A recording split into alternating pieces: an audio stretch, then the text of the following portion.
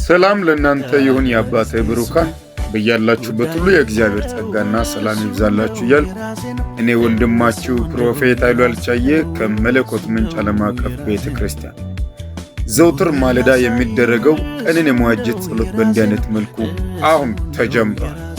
ዛሬ የምናነበውና በቀናችን ላይ የምናውጀው የመጽሐፍ ቅዱስ ክፍል የሚገኘው መጽሐፈ ምሳሌ ምዕራፍ 4 ከቁጥር 18 እስከ 20 ያለውን ይሆናል።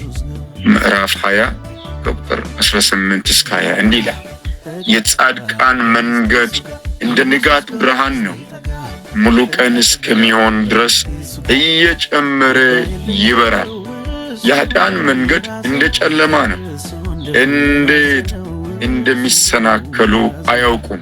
ልጄ ሆይ ንግግሬን አድምጥ፣ ወደ ቃሌም ጆሮህን አዘንብል። የጻድቃን መንገድ እንደ ንጋት ብርሃን ሙሉ ቀን እስኪሆንም ድረስ እየጨመረ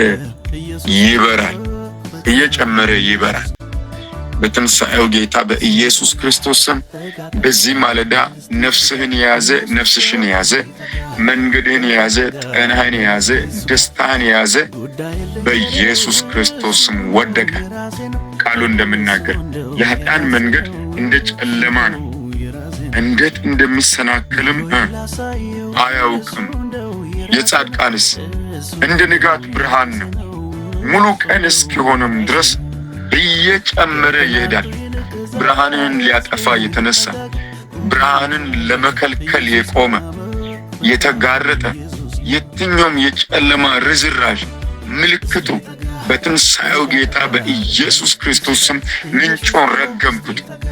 ሙሉ ቀን እስከሚሆን ድረስ እንደ ንጋት ብርሃን እየጨመረ እየደመቀ እንደሚሄድ በኢየሱስ ክርስቶስም ደስታ ጨመረ፣ ሳቅህ ጨመረ፣ በረከትህ ጨመረ፣ መንገድህ ቀና፣ ነገርህ እየለመለመ ሄደ።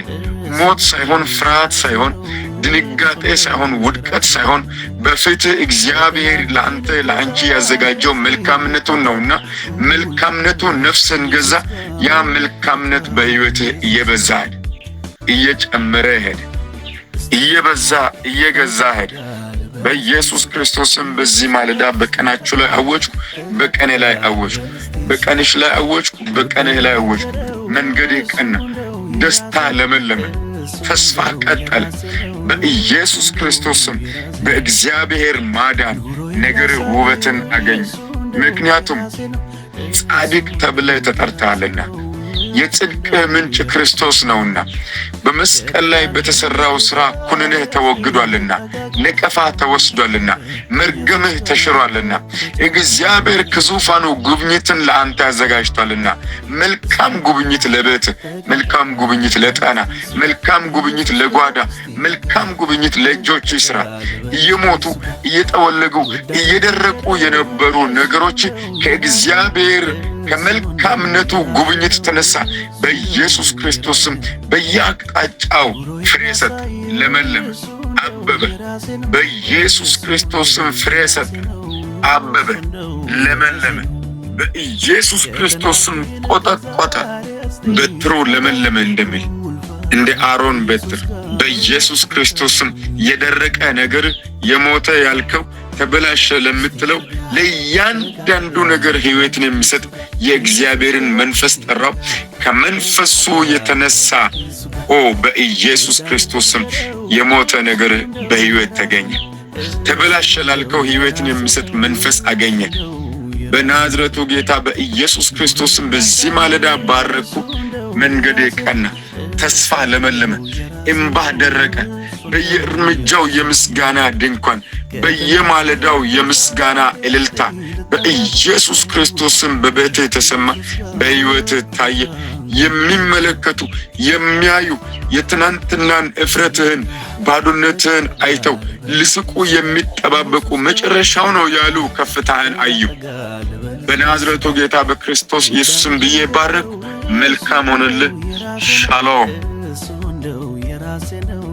ይህንን ጸሎት አብራችሁ የጸለያችሁ እንዲሁም ደግሞ በጸሎቱ ተባርካችሁ ደስተኞች ከሆናችሁ ላይክ፣ ሼር፣ ኮፒ ሊንክ እንዲሁም ዲዩት እንድታደርጉ በጌታ ፍቅር እጠይቃችኋለሁ።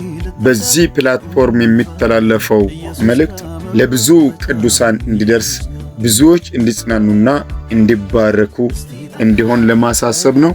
ጌታ ዘመናችሁን ይባርክ። መልካም ሆኖላችኋል። ተባርካችኋል።